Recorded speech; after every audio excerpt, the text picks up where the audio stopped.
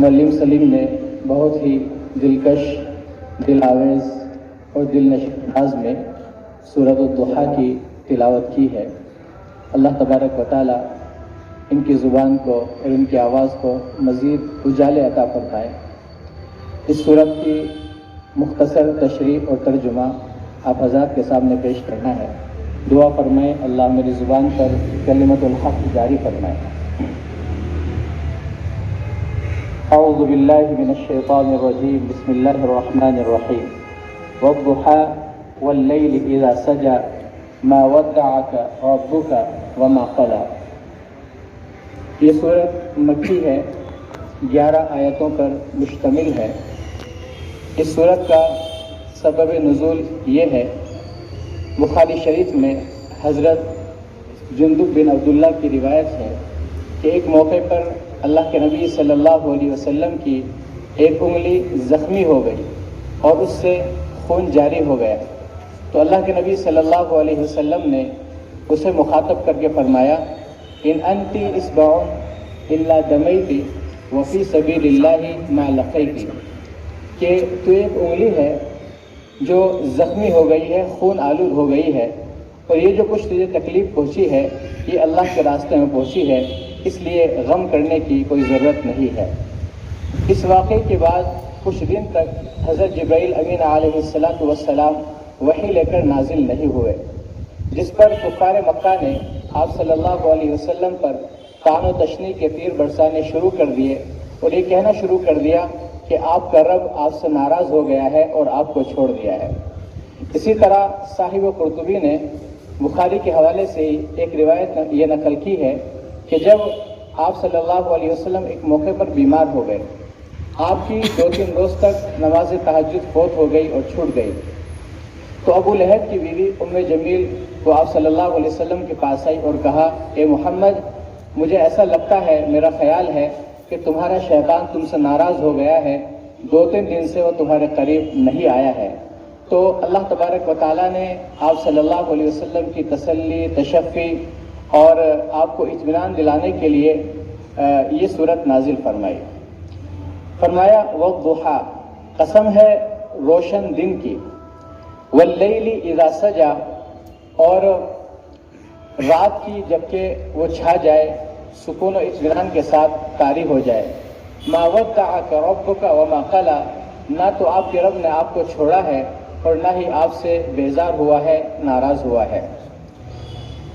दिन और रात की कसम अल्लाह तबारक व तआला ने खाई है, यानी इंसान से जो काम भी होता है या जो कुछ भी होता है वो दिन और रात के लम्हात में ही होता है, इससे बाहर कोई चीज़ नहीं होती है।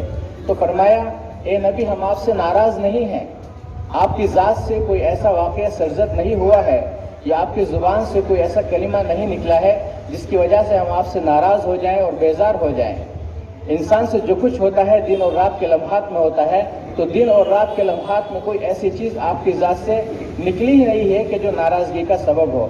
इसलिए जो लोग आपको ताने दे रहे हैं, जो लोग हफ़्वात बक रहे हैं, अपनी ज़ुबान से इस तरह की बातें निकाल रहे हैं, आप इन अफवाहों पर ध्यान न दें। हम बराबर वही का सिलसिला आप पर जारी रखेंगे, वही की नेमत से हम आपको सरफराज करेंगे।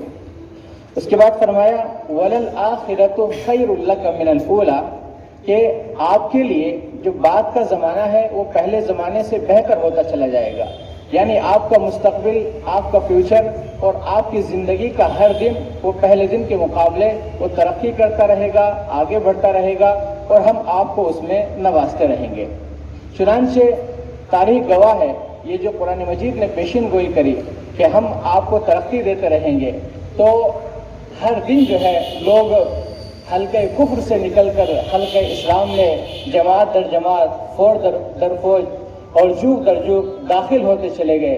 गोया कि इस्लाम का दरख्त जो अभी एक बहुत मामूली था, जिसकी हैसियत बहुत कमज़ोर थी, वो तनावर दरख्त बन गया, उसकी शाखें निकलती चली गई और उसकी शाखों पर ताज़ा फूल और शगुफ़े लहलहाने शुरू हो गए, और फिर उसकी शाखें जो है वो आसमान से बातें करने लगी और उसकी जो जड़ें हैं वो ज़मीन की गहराई में फैलती चली गई। अलम तर कैफ़ ज़रबल्लाहु मसलन कलिमतन तय्यबतन कशजरतिन तय्यबतिन अस्लुहा साबितुन व फ़रउहा फ़िस्समा توتی اکلہا کل حین باذن ربہا، اور پھر اسلام کے اس پودے کو جتنا دبانے کی، کچلنے کی، پامال کرنے کی، کرش کرنے کی اور فرسٹریٹ کرنے کی کوشش کی جاتی رہی، اتنا ہی یہ ہرا بھرا ہوتا چلا گیا۔ اسلام کی فطرت میں قدرت نے لچک دی ہے، اتنا ہی یہ ابھرے گا جتنا کہ دباؤ گے۔ نور خدا ہے کفر کی حرکت بخندزن، ہوٹوں سے یہ چراغ بجھایا نہ جائے گا۔ یریدون ان یطفئوا نور اللہ بافواہہم واللہ متم نورہ ولو کرہ الکافرون۔ اس کے بعد فرمایا وَلَسَوْفَ يُعْطِيكَ رَبُّكَ فَتَرْضَى، کہ آپ کا رب عنقریب آپ کو اتنا دے گا کہ آپ راضی ہو جائیں گے، آپ خوش ہو جائیں گے۔ اس میں یہ بات نہیں کہی گئی کہ کیا آپ کو دیا جائے گا، یعنی ہر وہ چیز آپ کو دی جائے گی جو آپ کو پسند ہے، جو آپ کو مرغوب ہے۔ چنانچہ اللہ کے نبی صلی اللہ علیہ وسلم کی جو پسندیدہ چیز ہے وہ یہ ہے کہ اسلام کو فروغ ہو، اسلام کی ترویج ہو، اسلام کی اشاعت ہو۔ چنانچہ اللہ کے نبی صلی اللہ علیہ وسلم کی زندگی میں ہی آپ کی خواہش پوری ہو گئی، آپ کی زندگی میں مکہ فتح ہو گیا اور مکے کا ایک ایک گھر جو ہے اور ہلکا بہوش اسلام ہو گیا۔ اسی طرح پورا جزیرۃ العرب آپ صلی اللہ علیہ وسلم کی زندگی میں ہی وہ اسلام کی روشنی سے روشن ہو گیا اور مستنیر ہو گیا۔ اس کے بعد فرمایا الم یجدک یتیما فآوی ووجدک ضالا فہدی ووجدک عائلا فاغنی۔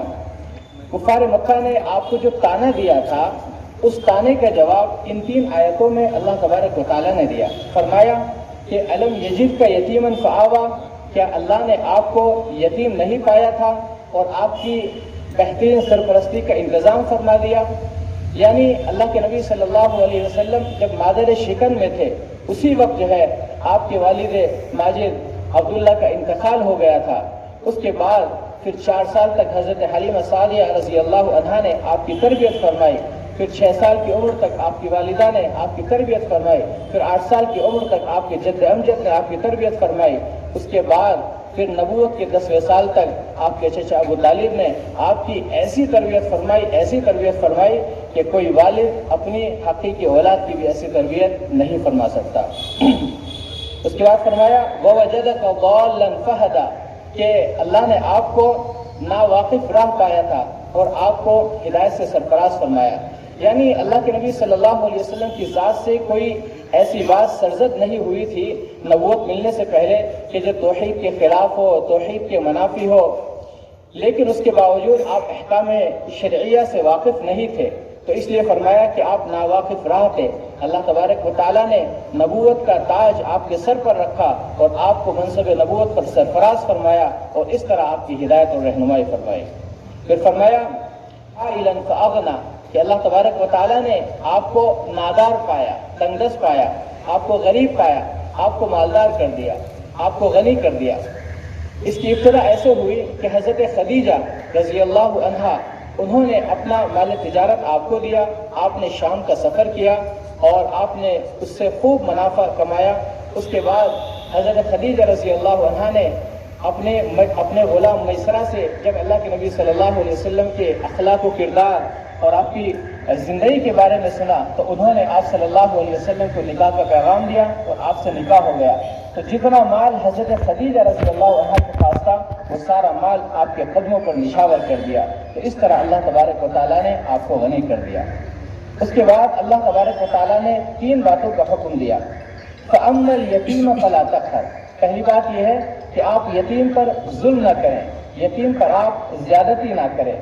دوسرا حکم دیا وَأَمَّا السَّائِلَ فَلَا تَنْهَرْ، کہ آپ سائل کو منع نہ کریں، اس کو نہ جھڑکیں، اس کو دینے سے آپ منع نہ کریں۔ پھر آگے فرمایا وَأَمَّا بِنِعْمَةِ رَبِّكَ فَحَدِّثْ، اللہ تبارک و تعالیٰ نے آپ پر جو انعامات کی بارش کی ہے آپ اس کا اظہار کریں، اس کا اظہار جو ہے اپنی زبان سے کریں، اللہ کا شکریہ ادا کریں۔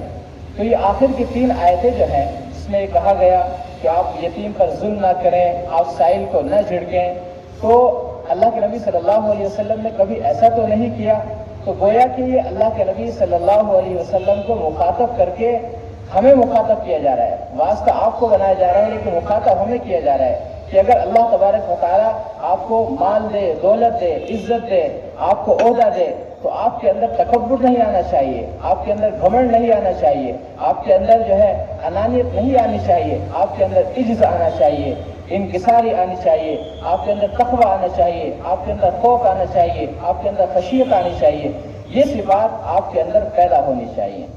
تو اس صورت کا یہ مختصر سا خلاصہ تھا جو آپ حضرات کے سامنے پیش کیا۔ دعا فرمائیں اللہ تبارک و تعالیٰ مجھے بھی آپ کو بھی جو باتیں کہی گئی ہیں ان پر عمل کرنے کی توفیق نصیب فرمائے۔ وآخر دعوانا ان الحمد للہ رب العالمین۔